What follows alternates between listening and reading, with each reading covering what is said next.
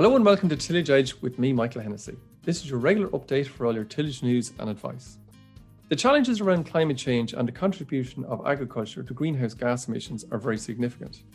The livestock sector is the largest greenhouse gas emitter within the sector, and significant changes are needed to reduce the gases. For the tillage enterprise, the challenge is not as great, as tillage is a low emitter of greenhouse gases, roughly 8 times lower than the dairy enterprise when measured on a per hectare basis. However, there's always areas where every farm can improve, and this year Teagasc set up a network of farms under the banner of the Signpost Farms to demonstrate how these farms can become more sustainable and have less impact on the environment around them. There are a number of tillage farms in the network, and we will meet many of them on the podcast over the next few months. So today I'm delighted to be joined by Tom Tierney, a tillage farmer in North Kildare, and his tillage advisor, Ivan Whitten.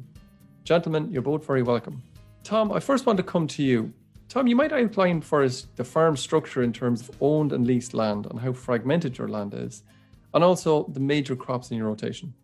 I own 180 acres, 30 planted in forestry year 2000, 60% diverse.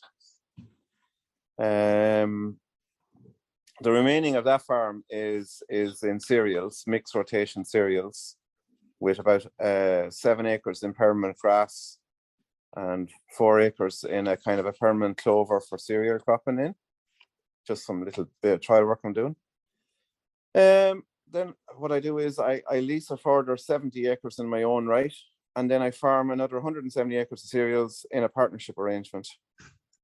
Yeah.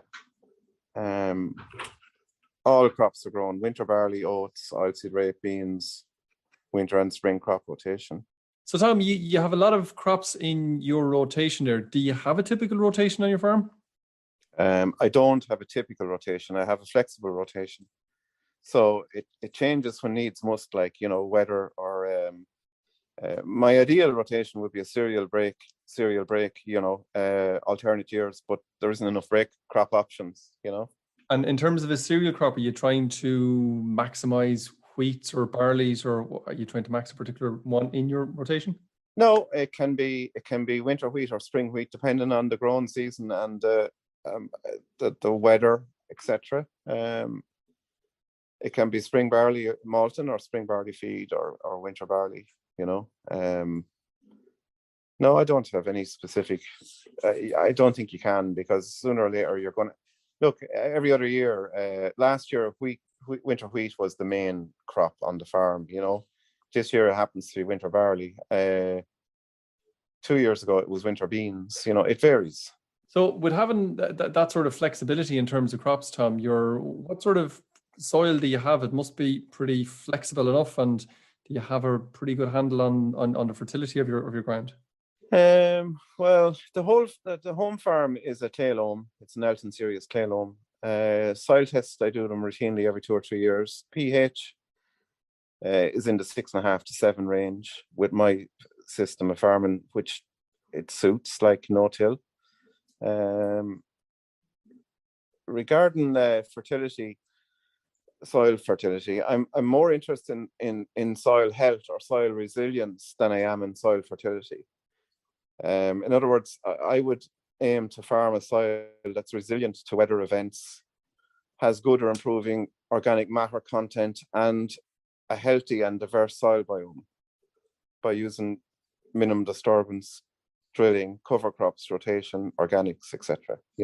Obviously, you moved away from the plough some time ago. How long ago was that? And what sort of steps did you take? Did you jump straight into? You mentioned direct drilling there. Did you jump straight into it, or have you had a transition phase, if you like, between it?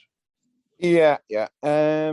So in 2015, I got a demonstrator drill from New Zealand. So it was a Duncan Tyne drill, a no-till drill.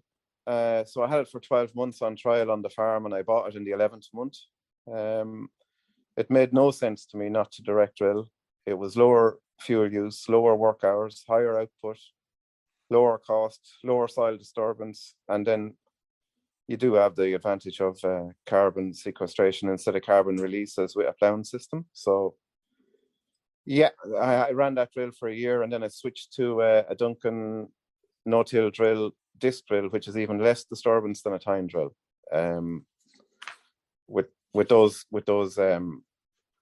considerations in mind, I switched to a lower disturbance drill. Yeah.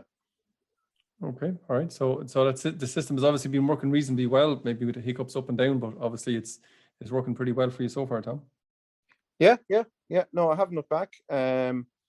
You just need to adopt to a different way of farming. Less is more, in a lot of sense. Your farming system has to change. The drill isn't. I know. I always say to people when they're looking at no-till drills and ask me which drill should I get, I never say get a tine drill or get a disc drill. I always say to them, it's the fourth step. It's not the first step. You have to have your rotation, you have to have cover crops, and you have to do you have to try and build up organic matter in your soils, So when you have those three goals happening on your farm, you can then step into no-till drill with as little shock to the system as possible, Okay. I think I might just bring you in here now just for a second. You're obviously advising a lot of farmers across Kildare.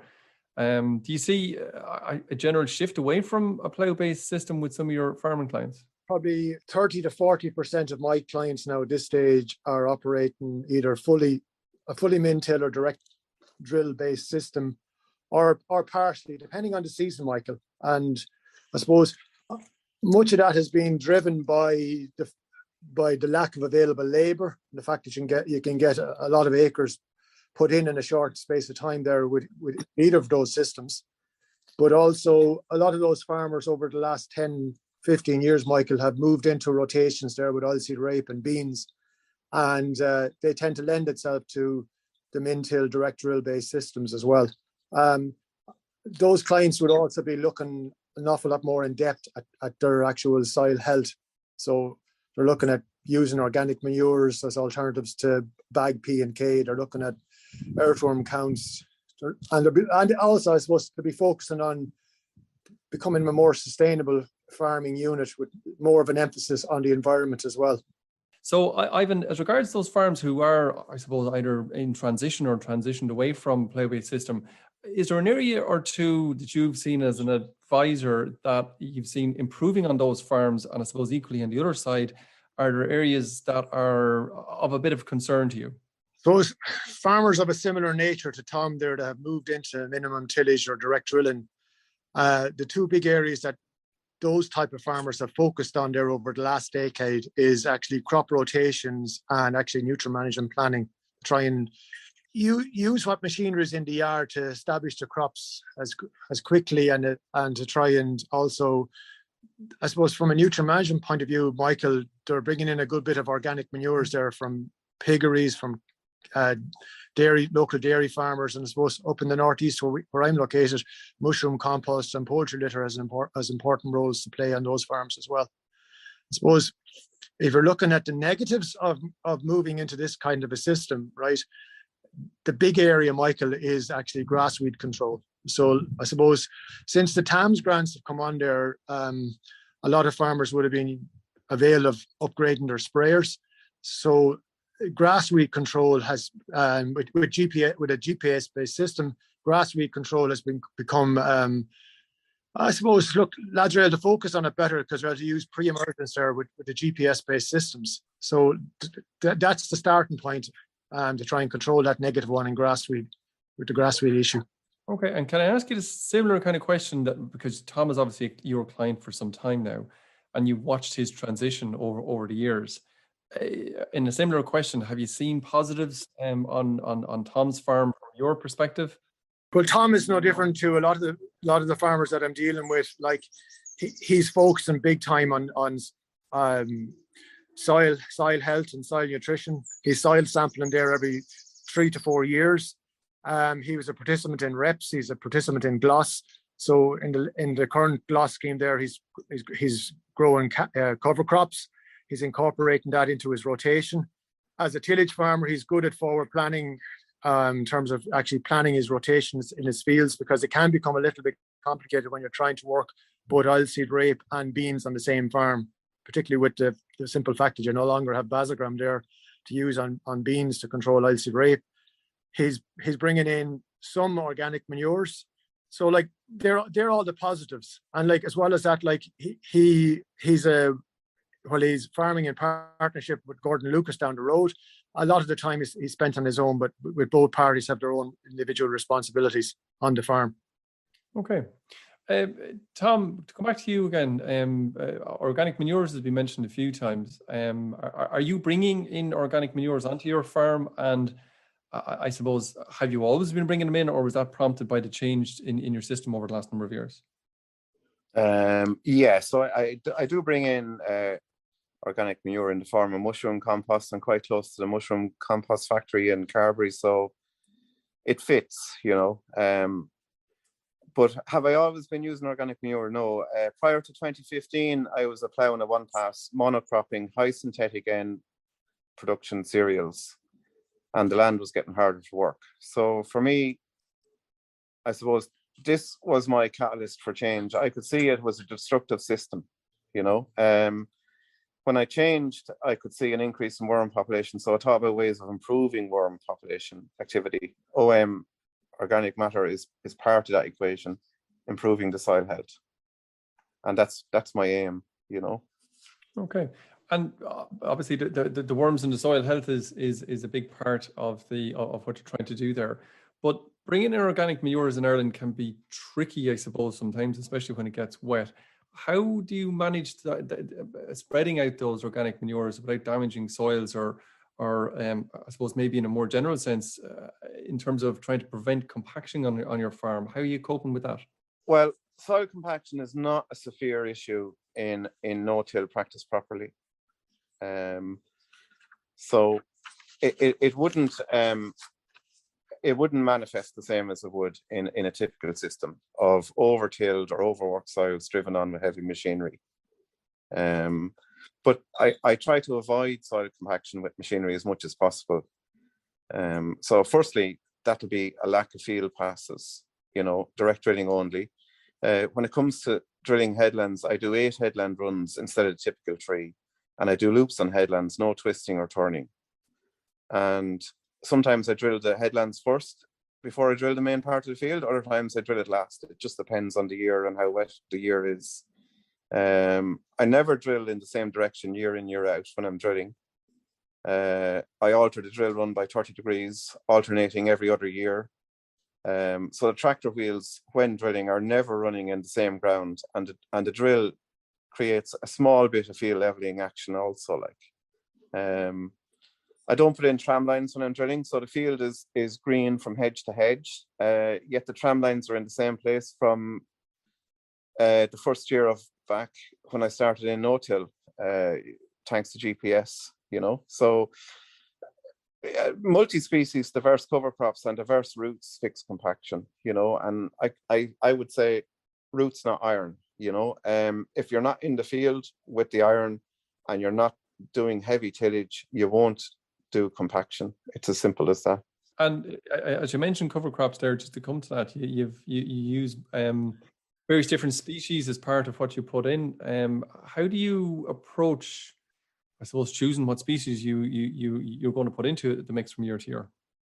It's very simple. The more diverse it is, the better. So like 5, 6, 7 way species mix are better than like, look, the whole idea is not to be monocropping. So if you're not to be monocropping, what are you going to be doing? You're going to be doing diverse cropping, you know. So the cover crops will have a 5 or 6 way species mix of varying different types of root lengths within them, like, you know. But I'm convinced that the job cover crops do, I'm so convinced of what they do. I'm now companion cropping winter oilseed rape with a 5 way multi-species of covers, you know, and I'm variety mixing winter barley this year. Next year I'll be variety mixing winter wheats, all based around seeing the benefits of root mass in multi-species cover crops, you know. Yeah. Like if you dig, if you go out to the field and dig and look at the root